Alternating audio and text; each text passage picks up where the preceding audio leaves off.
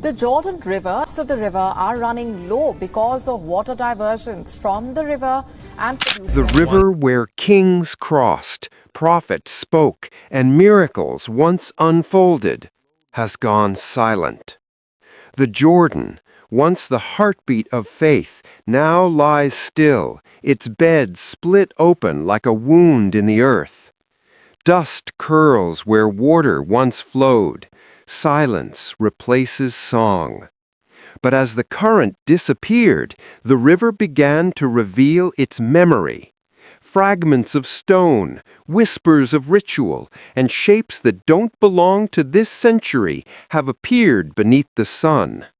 For generations, this water carried stories of the divine. Now the ground itself is telling them. Something ancient is rising, and its voice could reorder what we thought we knew about history and about prophecy. Before we continue, subscribe for more discoveries where faith meets archaeology. And don't forget to turn on notifications for our next revelation from the Holy Land. And make sure to watch to the end, because what happened here will blow your mind. Long before borders and maps divided nations, the Jordan River traced the boundary between the known and the divine. It carried caravans, pilgrims, wanderers, and more than that, it carried promises. Here, the Israelites stepped through water into freedom. Here, prophets spoke of renewal.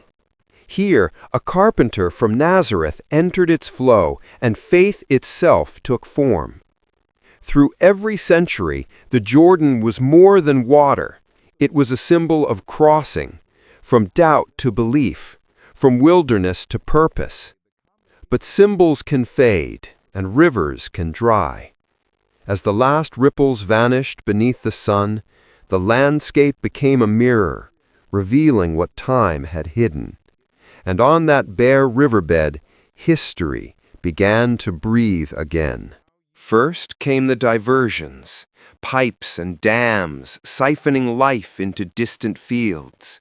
Then came the heat, the slow, grinding years when rainfall thinned and summers grew ruthless. Farmers watched crops shimmer with thirst. Pilgrims stared at mud where miracles once shimmered. Satellite eyes confirmed the unthinkable, the Jordan's body shrinking, splitting, vanishing. Some call it science, others punishment, a few prophecy fulfilled. Where the current once carved light through the valley, only dust drifts now. But the question that grips every watcher isn't just how the river died, it's what woke up when it did.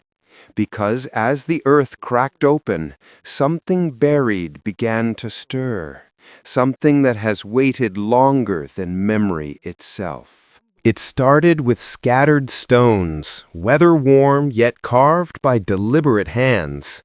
Then outlines appeared, the corners of dwellings, fragments of altars, shards of pottery still clinging to color. Archaeologists brushed away centuries, their tools trembling more from wonder than heat. Every grain of sand lifted another fragment of a vanished world. Some finds whispered of ordinary lives. Others carried symbols too sacred to name. Was this the work of traders, prophets, or someone older still? Each step along the dried channel revealed another unanswered question. And just as daylight faded over the valley, one shape emerged beneath the dust, cut so precisely, with markings so strange, that even the experts stopped speaking. Word of the uncovered relics spread faster than the river once flowed. Scientists measured, cataloged, debated. Priests prayed. Pilgrims wept. To some, the carvings were traces of commerce or ritual. To others, unmistakable proof of prophecy taking form. Cameras flashed where once only candlelight glowed, each lens searching for absolute truth. But the more they uncovered, the less certain everything became. How could stone hold symbols that match tongues long erased? How could faith and geology tell the same story from different centuries? In the struggle to claim meaning, a deeper question rose like dust in sunlight. What if the Jordan's silence isn't death at all, but the world pausing before it speaks again? Under the archaeologists' lights, the symbols glimmered with eerie precision. Lines crossed like paths through time, shapes repeating in patterns too deliberate to dismiss. Some resembled constellations, others prayers etched in forgotten alphabets. Each marking felt alive, as if memory itself had been carved into rock. Geologists spoke of sediment, theologians spoke of signs, and every translation attempt seemed to mirror human longing, to understand what was never meant to vanish. Stone does not shout, it whispers. Listen long enough, and it begins to form a rhythm, the cadence of faith, the pulse of history. Even now, new fragments surface with every gust of wind, reminding us the earth is still spelling out its secret sentence. As the Jordan fades, it becomes more than a river, it becomes a mirror. Its emptiness reflects our own hunger, our own fracture between belief and belonging. What once divided nations now reveals the same thirst in all of us. Scientists call this ecological collapse. Preachers call it revelation. Maybe it's both, because every dried channel seems to echo a question. Have we reached the end of something sacred, or the threshold of something new? The river's story is our own, flowing, faltering, then revealing what lies beneath illusion. And just when we think we understand the message carved in its silence, another sign appears, stirring the ancient fear. What happens when the symbol of renewal dies?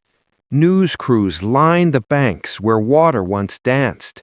Pilgrims arrive clutching jars of dust, hoping for drops that no longer exist. Governments argue over resources, while scholars guard their findings in silence. Some say the newest relic points to a forgotten temple.